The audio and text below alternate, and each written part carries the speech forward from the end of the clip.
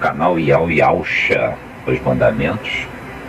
Estamos aqui para meditar e observar, né, o livro de Matityahu 12. Esse livro muito abençoado de Matityahu 12. Eu estou olhando para cá porque ela está ali. Vamos lá, vamos ler o livro de Matityahu. Naquele tempo passou Yausha pelas plantações no Shabat, né? Que é muito debatido, né? Onde dizem que o Mashiach, o mestre, ele aboliu, né? Aboliu o dia do sábado. Ele tirou o dia do sábado. O filho, né, se rebelou contra o pai, a ordenança do pai, do Altíssimo, Todo-Poderoso, Criador do céu, de toda a existência, do todo, e se rebelou contra o pai. Tirou o dia do Shabat. Então vamos ler aqui essa parte do Shabat, que o concílio de Niceia vem anunciando que o mestre aboliu o Shabat, né? Vamos lá, pessoal. Naquele tempo passou Yausha pelas plantações no Shabat. Deixa eu aqui, eu vou diminuir o volume aqui. Tendo fome, começaram a colher espigas e a comer. Os parushim, que é os fariseus, vendo isso, disseram a ele: os teus discípulos estão fazendo o que não é permitido fazer no Shabat. Então quer dizer, podemos perceber que os discípulos e o mestre deveriam respeitar o Shabat, porque também eram judeus, eram Yahudins. Então ele disse, vamos embora aqui, ó. Então ele disse: acaso não leste o que fez Davi quando teve fome, ele e os que com ele estavam? Quer dizer, ele não desrespeitou o Shabat, houve uma necessidade. O Shabat verdadeiramente significa o dia da consagração. Tem 3 significados: o dia da expiação, né? Para a pessoa rever os seus conceitos, as suas condutas, né? Porque a pessoa tem que trabalhar, a pessoa tem que correr atrás do seu pão para não cobiçar o que é dos outros, né? E o Shabat é o dia do autoexaminar a si mesmo, né? Auto se examinar, examine-se o homem a si mesmo. É o dia da expiação. E ali na consagração, no dia da consagração, que o homem se expia, se renova para lutar, né, os 6 dias, lutar, suportar as afrontas, as injúrias, né, não se inflamar, ele se consagra para o seu Altíssimo. E ali ele restaura, né, as suas energias, né, da alma, as suas energias espiritual. Então é o dia da expiação, consagração e restauração. Aí vamos lá. Aqui está a tela, aqui eu vou colocar do lado. Então ele disse: acaso não leste o que fez Davi quando teve fome, ele e os que com ele estavam? Como entrou na casa de Iau e comeu os pães da proposição, que não lhe era permitido comer, nem aos que com ele estavam, mas somente os sacerdotes? Ou não leste na Torá?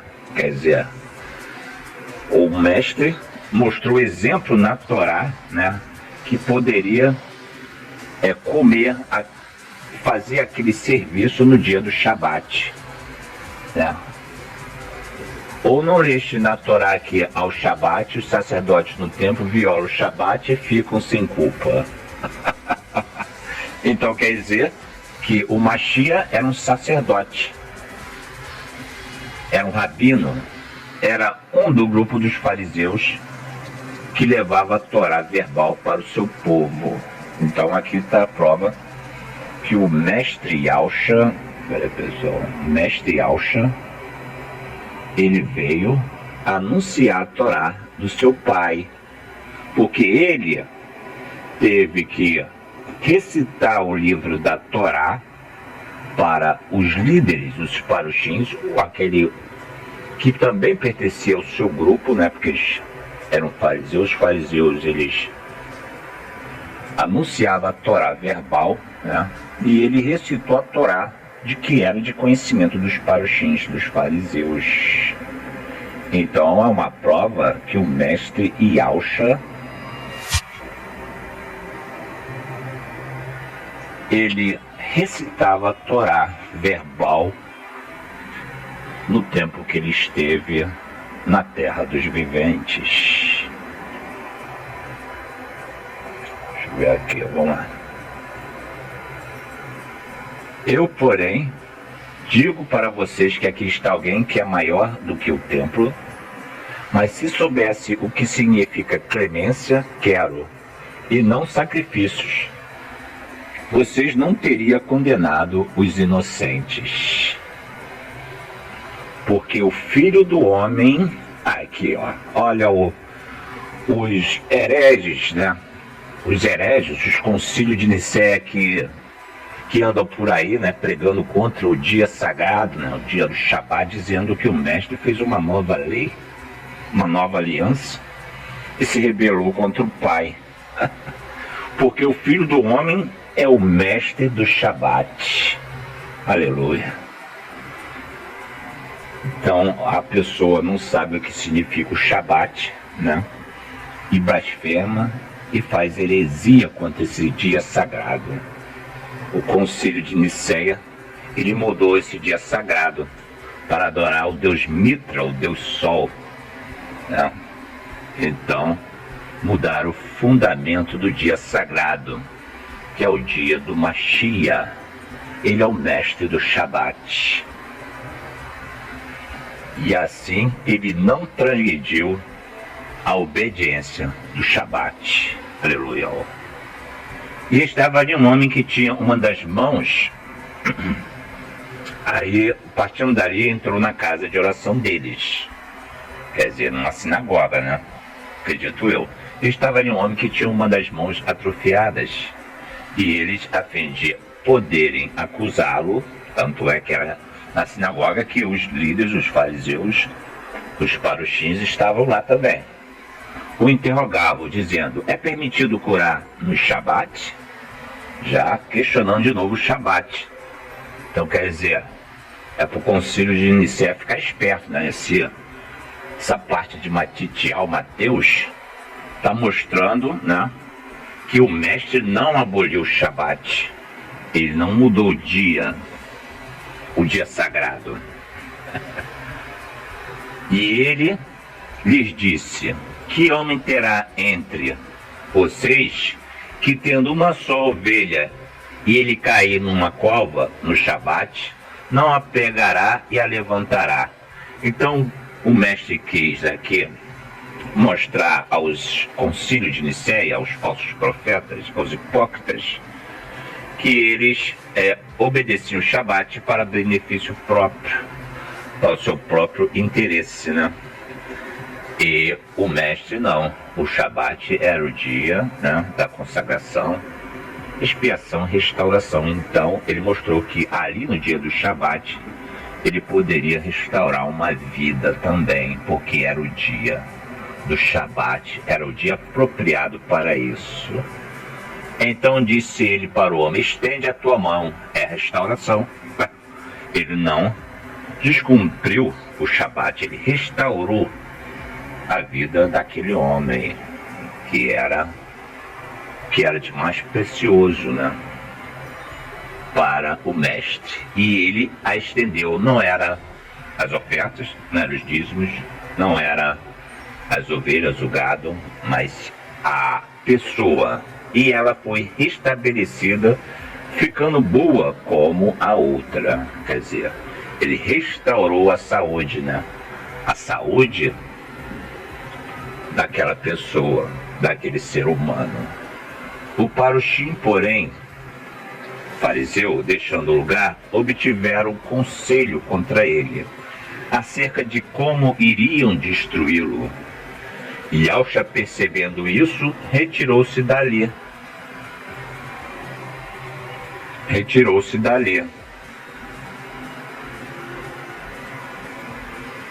Retirou-se dali, e grandes multidões o seguiram, e ele curou a todos eles. E advertiu-lhes que não os pusessem. Por quê? Porque a cura, né, pessoal, a cura, esses milagres, eram feitos, né, para a glória do Altíssimo, né, da glória do Pai. Era para que o homem cresce que o Pai estava com o Mestre. Não era para tornar ele famoso, né, mas para o homem dar honra ao Pai que está no céu, né? Aqui, para que se cumprisse o que foi dito pelo profeta Ishaial, que diz, o profeta Ishaial é Isaías, para quem não sabe, o nome do profeta verdadeiro é Ishaial. Aqui está o meu servo a quem sustenho, o meu escolhido, em quem se compraz o meu ser. Pus o meu ruache sobre ele, o meu espírito, e ele trará juízo aos povos estrangeiros. Muitos dizem que o espírito, né, é uma entidade, é um terceiro ser da Trindade, né? Eu tenho como espírito a palavra, né? O Mashiach tinha conhecimento pleno da palavra, e a palavra que ele pregava era a Torá. Eram os mandamentos, eram os preceitos, os estatutos. Então ele tinha tudo na mente e no coração. Então ele tinha o ruache de fogo, né? Que é a palavra, que é a faca de dois gumes, né? Que diz que é afiada no coração dos inimigos do rei. Então aqui diz, ele não contenderá, né? Aqui está o meu servo, tá? E trará juízo aos povos estrangeiros também, né? Quer dizer, essa Torá, esses mandamentos, nessa lei, se há um juízo, há uma lei, há uma regra para ser seguida. Também iria para os povos estrangeiros, né? Os seus discípulos enviariam essa palavra depois, né, da missão dele pregar e anunciar o Evangelho do Pai, ter morrido e ser flagelado pelo seu povo, eu digo pelos líderes religiosos políticos. Ele voltaria ao trono do Pai, né, sentar à direita do Todo-Poderoso, mas ficaria os seus discípulos, né?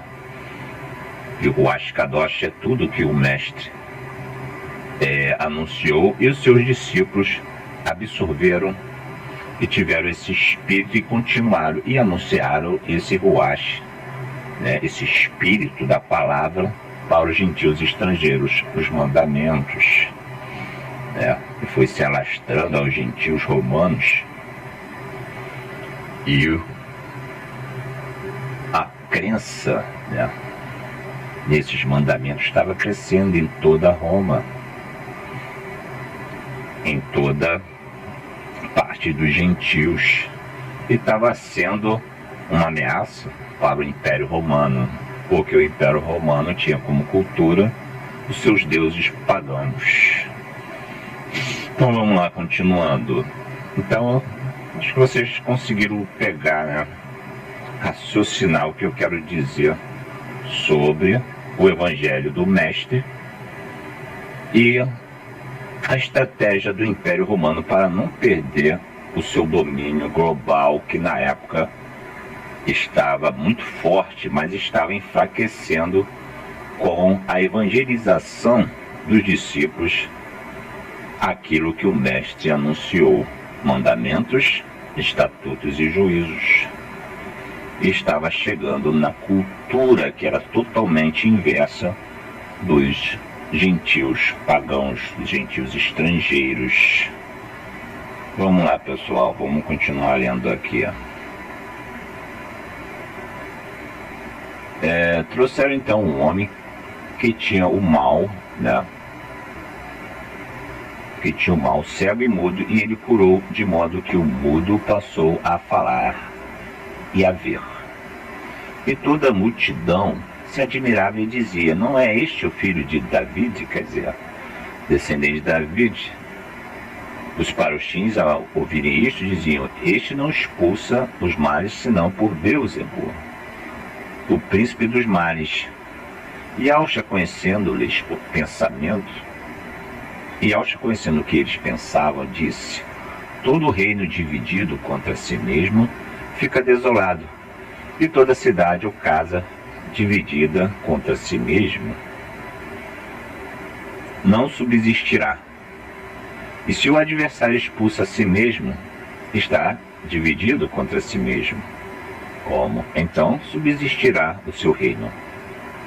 E se expulso demônios por Beelzebul, por quem expulso seus filhos? Por isso eles são os seus juízes.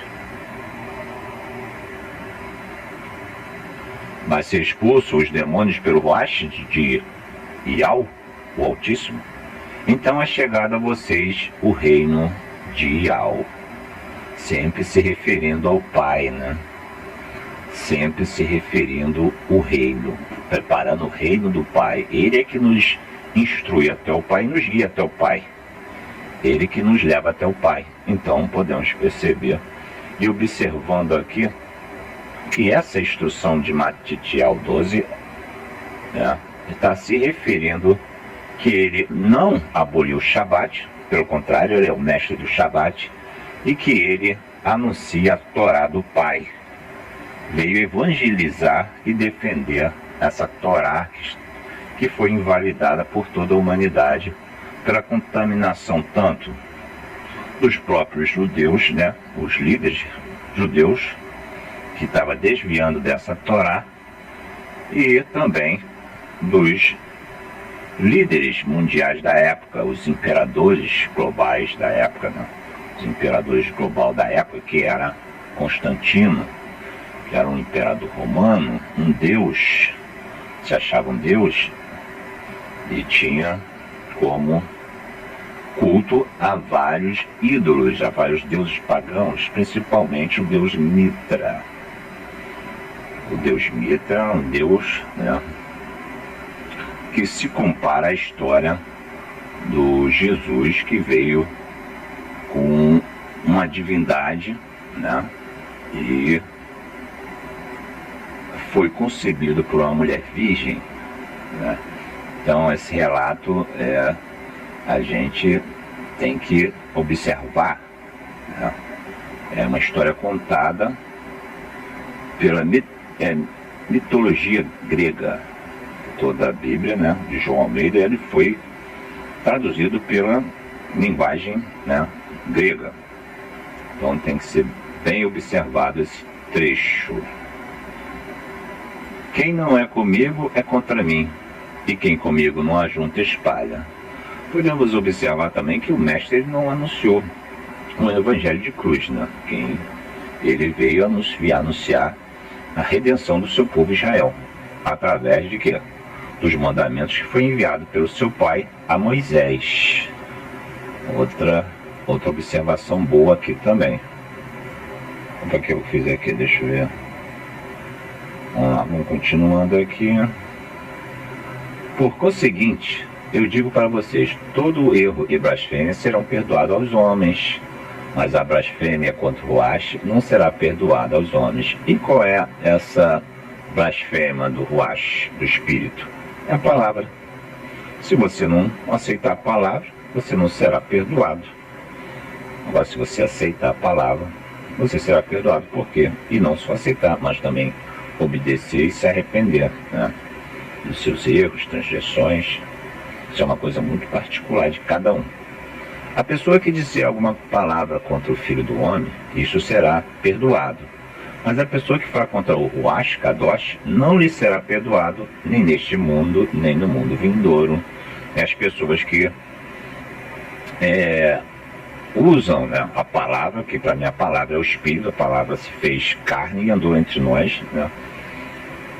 E eles usam a palavra para benefício próprio, eles distorcem a palavra, eles colocam a palavra que foi, né, contaminada, né, pelos imperadores, um outro fundamento, e muda tudo, né, para deixar o povo confuso e o povo sem direção. Por isso o mestre veio nos direcionar através do Ruach, que é a palavra, para que podemos chegar até o Pai. Vamos continuar aqui, onde eu parei, que eu faço as minhas observações e me perco. Por que consegui tal? A pessoa que dizer alguma coisa, a pessoa que dizer alguma palavra contra o Filho do Homem, isto será perdoado. Mas a pessoa que falar contra o Ruach Kadosh não lhe será perdoado nem neste mundo, nem no mundo vindouro, porque não aceitou a palavra, que é o Espírito, né? A palavra nos traz pensamento, raciocínio, e nos traz lembrança daquilo que foi dito. Então, é o Espírito, o Espírito é o alimento para a alma. Deixa eu ver aqui, vamos lá. Ou fazer árvore boa, olha a árvore aí chegando, a árvore, né, podemos perceber, representa o homem. A árvore também é vista lá no Éden, e a árvore também é vista no Apocalipse, a árvore da vida que está no meio do jardim.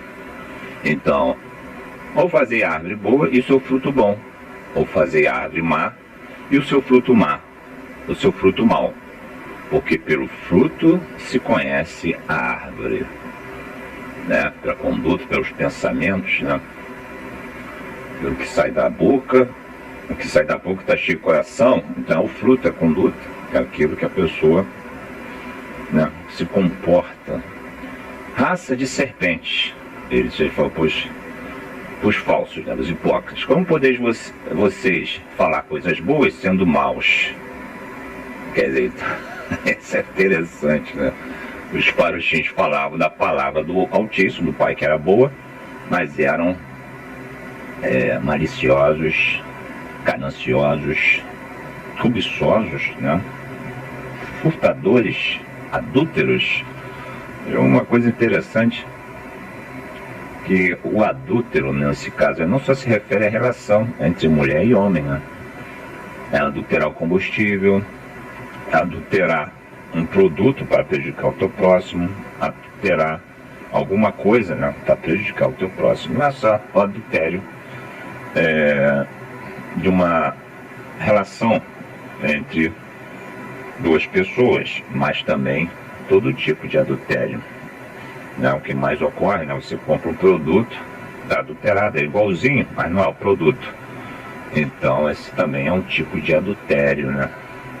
O homem bom, do bom tesouro do seu coração, traz coisas boas. E o homem mau, do mau tesouro, traz coisas más. Mas digo para vocês que toda palavra inútil que os homens disserem, dela darão contra no dia do juízo. Oh, glória, hein? Quer dizer, então quem vai ser? Peraí, já. Quem vai ser o julgador, né? Quem vai ser o juiz? Vai ser nós mesmos, a nossa própria consciência, né? Mas eu digo para vocês que de toda palavra inútil que os homens disserem, dela darão conta no dia do juízo. Porque pelas tuas palavras serás justificado e pelas tuas palavras serás condenado. Então alguns dos mestres da Torá e dos paruxim responderam dizendo: Mestre, queríamos ver algum sinal da tua parte. Eles querem ver um sinal, né? Mas ele respondeu a ele e disse: uma geração má e adúltera. Quer dizer, adultério também significa falsidade, né? O adultério, então, podemos perceber aqui que o mestre estava falando dos líderes religiosos que estavam adulterando a palavra do mestre, do pai, né? Na verdade, ele estava em adultério com a palavra do pai. Não era só o adultério quando o homem trai a sua esposa ou vice-versa, né? Mas nenhum sinal lhe será dado, senão o sinal do profeta Ionã, ou Yaonã, Ionã e Jonas. Pois como Ionã esteve 3 dias e 3 noites no interior do grande peixe, assim o Filho do Homem estará 3 dias e 3 noites no coração da terra. Aleluia. A rainha do sul se levantará no dia do juízo com esta geração, que a condenará, porque veio dos confins da terra para ouvir a sabedoria de Salomão. E veja que aqui está alguém maior do que Salomão. Quando Ruach Quando o ruach impuro sair do homem, anda por lugares áridos buscando repouso e não o encontra. O ruach impuro aqui, muitos interpretam como demônios, mas é o que? Pensamento maligno, pensamentos diabólicos. Eu não gosto de falar isso, mas para mim o demônio é o próprio homem com seus pensamentos malignos que se afasta dos pensamentos do Pai, né? Tem os ruachs, os espíritos enganadores, os espíritos possessores, os espíritos de todo tipo, né? Menos o espírito que obedece os mandamentos do Pai e anda nos seus caminhos, né? Então voltarei para minha casa de onde saí, e chegando, encontra desocupada, varrida e adornada. Porque o camarada que se liberta desses pensamentos malignos e volta a transgredir, ele se torna pior, porque ele se torna um conhecedor da palavra, né? E ele engana as pessoas e adultera a palavra e se torna ainda pior, né, do que era antes, que era um leigo, era um ignorante, né? Se torna ainda pior do que aquele que é leigo, que não conhece a palavra. Então vai e leva consigo outros 7 ruachim mais perversos do que ele, e entrando habitam ali. E o último estado desse homem é pior do que o primeiro. Assim acontecerá também a esta geração perversa. Quer dizer, o mestre, ele não extingue a responsabilidade do homem, né? Então, ele não coloca a culpa totalmente no diabo ou no pensamento maligno, né? Como o homem fica assim, consciente dos seus atos, ele põe a responsabilidade também em cima do homem. Enquanto ele ainda falava ao povo, sua mãe e seus irmãos estavam do lado de fora querendo falar com ele. E alguém lhe disse: tua mãe e teus irmãos estão ali fora e querem falar contigo. Respondendo ele, disse ao que lhe falara: quem é minha mãe e quem são meus irmãos? Aí tá, né, quem guardia, né? A Dora Miriam, né? Maria, a Virgem Maria, Ave Maria, Nossa Maria. Aí tá uma resposta de quem são verdadeiramente irmãos e mãe e pai do Mashiach, do Mestre. E estendendo a mão para os seus discípulos, disse: veja aqui minha mãe e meus irmãos.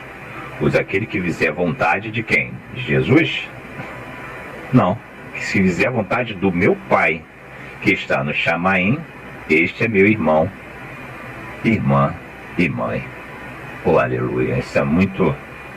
Então a gente está aqui lendo a palavra do Mashiach, do Mestre, né? Os livros dos Evangelhos, do jeito que ele é, e tem que se alinhar os livros da Taná, que são os 24 ou 26 livros sagrados, tanto da Torá e dos profetas. Porque o Mestre, podemos observar no livro de Matitial, no livro de Mateus, que ele não aboliu o Shabat, ele não aboliu os mandamentos do Pai, pelo contrário, veio nos trazer pleno conhecimento desses mandamentos, e também veio mostrar de quem são seus irmãos, quem é a verdadeira sua mãe. São todos que fazem a vontade do Pai, do Abba. Meus amigos, está muito nítido aqui isso. A gente tem que ler, né, o livro dos Evangelhos do jeito que ele é. E tem que se alinhar o livro da Taná, porque eu acompanhei o Evangelho, os livros dos Evangelhos. O Mestre está pregando sobre o Pai e os seus mandamentos, defendendo os seus mandamentos dos hipócritas, dos adúlteros, aqueles que adulteraram a palavra e quiseram excluir todo o fundamento, né? No período Constantinopla. Vocês têm que estudar também sobre Constantino, o imperador romano, né? Então, essa parte está se alinhando ao livro da Taná, onde eu vou futuramente estudar melhor sobre o nascimento do Mashiach, né? Que é um pouco contraditório, né? O nascimento do Mashiach, sua morte e ressurreição. Temos que também procurar alguma coisa no livro dos profetas ou no livro da Torá, que acredito que o livro de Shael fala alguma coisa sobre isso. Então a gente tem que observar, nunca deixar de crer, né, no Mestre como um instrutor, um pastor, aquele que vem nos instruir, nos guiar até o Pai, ele que nos leva até o Pai. através do Ruach Kadosh. Nenhum outro nos levará até o Pai, só o Mestre. Não quero aqui, como disse, desmerecer e diminuir o Mestre, não. Ele é a porta. Ele é a porta que nos guiará para o Pai, que nos levará, que nos abrirá para o Pai. Então, meus amigos, minhas amigas, se vocês gostaram do conteúdo, dá aquele like, se inscreva no canal, acompanhe, que eu vou postar mais vídeos. Embora muitos dizem que os ensinamentos do Mestre, a Bíblia, os livros do Evangelho não traz conteúdo, mas não estou preocupado com isso, não dá visualização, não traz algoritmo, não. Eu estou aqui para anunciar o que a Bíblia, o que a palavra, o que o Mestre nos instruiu. Com esse vídeo eu vou ficando por aqui. Até a próxima, pessoal. Eu fico com esse louvor que eu gosto muito. Esse louvor aqui, deixa eu ver aqui. Eu vou deixar vocês com esse louvor, tá? Eu vou me despedindo. Um abraço de todos. Um abraço a todos. E até o próximo vídeo, pessoal. Tchau.